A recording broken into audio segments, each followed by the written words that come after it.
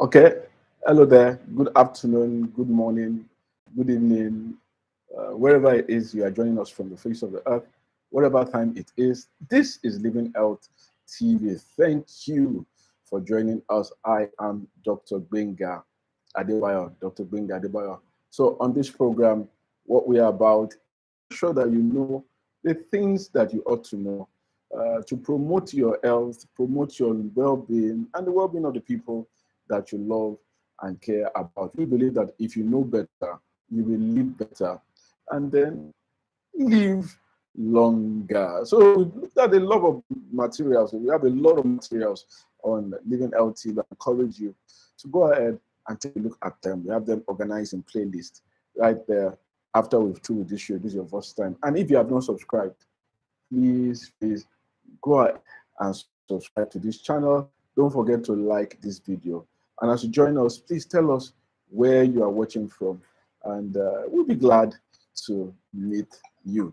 Today, we're taking a look at child health. We call it Child Health 101. The common myths and beliefs that are out there that we ought to know about, and we ought to do something about them. Not follow those beliefs. There are some beliefs that are good, yeah, or some are neutral, but some are pretty dangerous, both for the well-being of the child and even the parents, so to speak. So, looking at common problems, common myths, common issues that parents face, and how they can navigate them. To be a parent is, I see parenting as one of the uh, very uh, important assignments I have. It's a big responsibility. And I know many people out there take their parenting responsibilities very seriously. We all want our children to be better than us, hopefully, for them to be better than us, not to suffer the things that we have suffered. The wise man said, a good man leaves an inheritance unto his children's children. So a good man is not just even concerned about his own children, he's also concerned about the children his children's children. So there are a lot of funny beliefs out there. There are a lot of funny things out there that people do that aren't helpful. There are a lot of things that people believe that rather than being helpful, are actually detrimental. And we'll take a few of them one after the other. As you join us, if you have a question, please remember, go right ahead and ask. Go to the comment section and push your question out there. Let what you think. Let's have to think. And I believe we'll be able to answer to the best of our knowledge. And what we cannot answer, we'll send you to right resources where you can get the answers to them. Okay, so now this is very common here. But, culture, we live, our culture is important. So we don't live in a vacuum. We grow up somewhere. We come from somewhere and grow up somewhere. So it's possible that it's not just possible. Something, we have some cultural barriers. We have some cultural beliefs that we transfer to our children. And some of these beliefs may actually be harmful. One of the things we have in the southwest region of Nigeria, and maybe probably I don't know whether you have those beliefs where you're from, where you're watching us from, is the belief that the right hand is a good hand. And that thing, it goes even into literature. We have things like the right hand of fellowship. You are extending the right hand of fellowship. I've not read where somebody is extending the left hand of fellowship. We see the left hand as a duplicitous hand. So somebody that is shifty, somebody that wants to do evil, somebody that wants to swindle us. We see it as the left hand. What we do, the important things with the right hand, and we tend to see that the left hand is something that, and that's not. The reason for that is far-fetched. That's because most of us are right-handed. So this also now I see with people as they raise their kids. And while we were discussing what we want to do this week, my assistant said, "Oh, Doc, one of my colleagues, so can we just take a look at this? Can we examine this? People just beat children.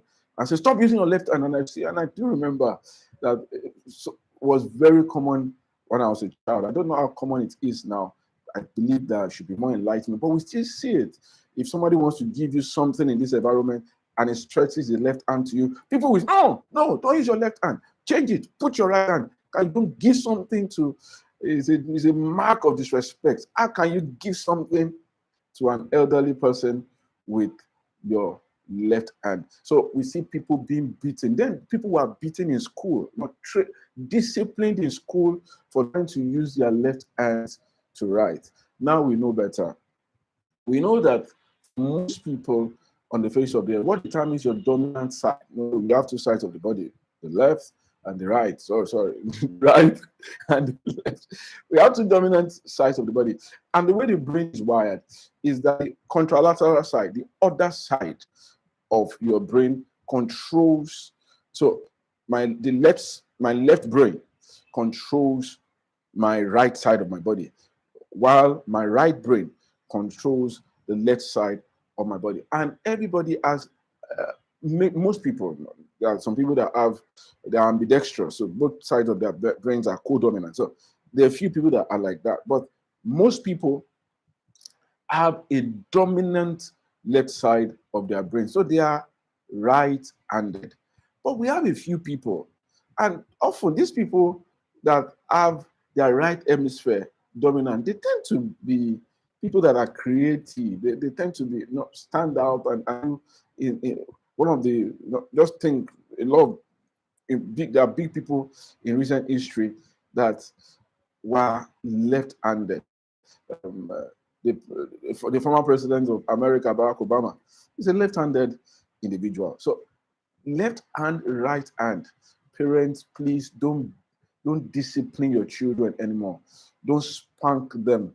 And so, use your right hand to write. If that child is using his left hand more comfortable, using his left hand to write, to do the more dominant things that he wants to do, please, by all means, encourage that child. While also, so that the child does not become a misfit, especially if you can train that child that, yes, you are dominant in your left hand. You can use your left hand to do the things that you want to do, to write, to cook, to do to your go-to hand. But please, culture, it is important that while you are giving something to someone that you respect, just obey and respect. That doesn't mean that you now reprogram that child and confuse that child's brain. No, so teach that child to do that, while at the same time allowing that child to flourish and use his. Thank you, Julian. Thank you for joining us. I hope you caught that. Right brain, left brain. If your child is left-handed, celebrate that child.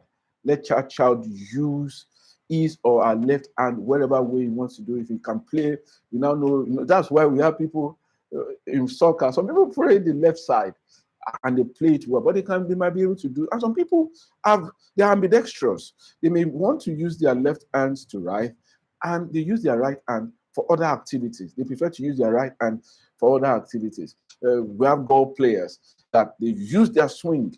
So just don't beat your child. Don't discipline your child. Don't confuse your child. That you need to use your right hand to do everything. It was disturbing that we did that. Some of us passed through that. Well, I'm somewhat. I use my left hand. I prefer to use while I'm doing my mouse and working my laptop. I somehow prefer to use my left hand for my trackpad rather than to. But if I'm working with a mouse, so people they do different things. Prove to your children, know your and hold on, please. Yeah.